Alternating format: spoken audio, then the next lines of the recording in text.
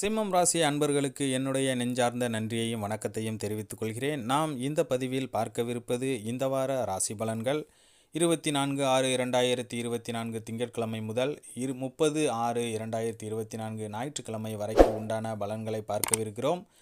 சிம்மம் ராசி அன்பர்களுக்கு இந்த வாரம் முழுவதும் என்ன மாதிரியான பலன்கள் கிடைக்கப் போகிறது அப்படின்னு இந்த பதிவில் இப்போ நம்ம பார்க்கலாம். வீடியோவை ஸ்கிப் பண்ணாமல் முழுவதுமாக கடைசி வரைக்கும் பாருங்கள். ஜோதிடம், ஆன்மீகம், ராசி பலன் பற்றி நீங்கள் முழுசாக தெரிஞ்சுக்கணும் அப்படின்னு நினச்சிங்கன்னா நம்ம சேனலை சப்ஸ்கிரைப் பண்ணி வச்சுக்கோங்க. அப்போ தான் நான் போடுற பதிவுகள்லாம் உங்களுக்கு உடனே வந்து சேரும். வீடியோ பிடிச்சிருந்ததுன்னா நம்ம சேனலுக்கு ஒரு லைக் பண்ணி ஷேர் பண்ணி கமெண்ட் பண்ணுங்கள். இந்த வாரம் சூரியன் உங்கள் ராசிக்கு 11ஆம் வீட்டில் அமர்ந்திருப்பதால் படிப்படியாக முன்னேற்ற துடிப்பாக வேலை செய்வீர்கள்.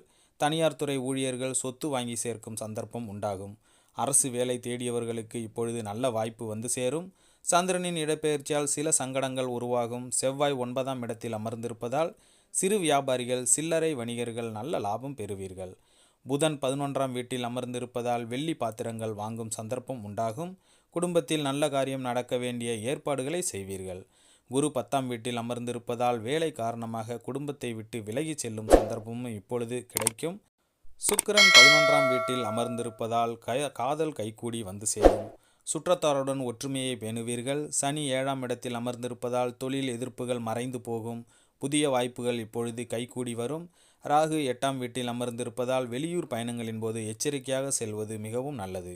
கேது 2ஆம் இடத்தில் அமர்ந்திருப்பதால் சகோதரர்களால் உங்களுக்கு தூண்டுதலால் சில அசம்பாவிதங்கள் நடக்கும் வாய்ப்பும் இப்பொழுது உண்டாகும். அதனால் நிதானமாக நடந்து கொள்வது மிகவும் நல்லது.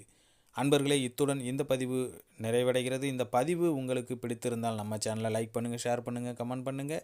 குறிப்பாக சப்ஸ்கிரைப் பண்ணி சப்போர்ட் பண்ணுங்கள்.